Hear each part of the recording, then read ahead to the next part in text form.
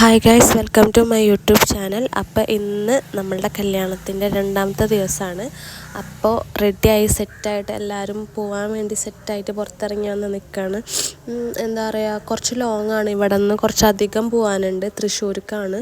തൃശ്ശൂരുള്ള പുഴയോരം resort എന്ന് പറഞ്ഞ റിസോർട്ടിലാണ് ഉള്ളത്. ഇത് നമ്മളെ ഷിക്കോൻ്റെ ഉമ്മ കേട്ടോ.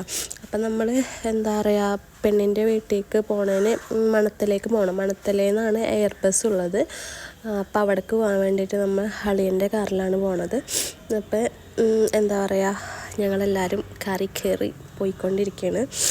കാരണം ഇനി നമ്മൾ കുറച്ചധികം നേരം വണ്ടിയിലിരിക്കണം. ഇവിടെ നിന്നല്ല, നമ്മൾ മണത്തലയിൽ എത്തിയതിന് ശേഷം കുറച്ചധികം നേരം എയർ ബസ്സിലിരിക്കാനുണ്ട്.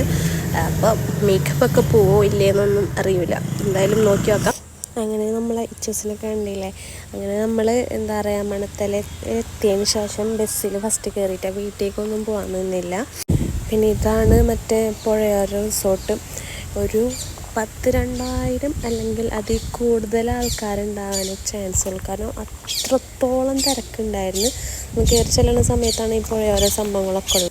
ഒരു ഓപ്പൺ സ്റ്റേജ് ആയിരുന്നു. പിന്നെ കയറി ചെല്ലുന്ന സമയത്ത് തന്നെ എന്തോ ഒരു സോഡ പോലത്തെ എന്തോ ഒരു സാധനം ഉണ്ടായിരുന്നു. പിന്നെ സ്റ്റാർട്ടറായിട്ട് സൂപ്പ്, ബദാം മിൽക്ക്, അങ്ങനത്തെ കുറേ സംഭവമുണ്ട്. പക്ഷെ അതൊന്നും എനിക്ക് ടേസ്റ്റ് പോലും നോക്കാൻ പറ്റിയില്ല. അതേ നമ്മളെ ബ്രൈഡ് വരുന്നുണ്ട്.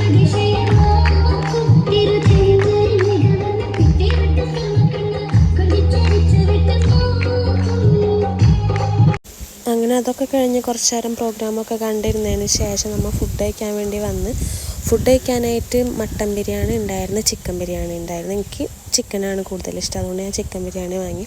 പിന്നെ ബ്രോസ്റ്റഡ് ഉണ്ടായിരുന്നു, ബീഫ് വരട്ടിയതുണ്ടായിരുന്നു, സാലഡ്, കച്ചമ്പർ, അങ്ങനത്തെ സൈഡുകൾ വേറൊക്കെ ഉണ്ടായിരുന്നു. അതൊക്കെ കഴിച്ച് അടിപൊളി ഫുഡായിരുന്നു. പിന്നെ ഫുഡ് കഴിച്ചതിന് ശേഷം ഈ മധുരങ്ങളൊക്കെ കഴിച്ചും അതും അടിപൊളിയായിരുന്നു. അങ്ങനെ അതൊക്കെ കഴിഞ്ഞ് നമ്മൾ എന്താ പറയുക, മണത്തലയിലെത്തി, മീൻസ് ചെക്കൻ്റെ വീട്ടിലെത്തി. പിന്നെ ഇങ്ങനെ എല്ലാവരും കൂടി പ്രായവ്യത്യാസമില്ലാണ്ട് എല്ലാവരും എന്താ പറയുക, മാഷ ആൻഡ് ദ ബീറില്ല അത് കണ്ടുകൊണ്ടിരിക്കുന്നത്. പിന്നെ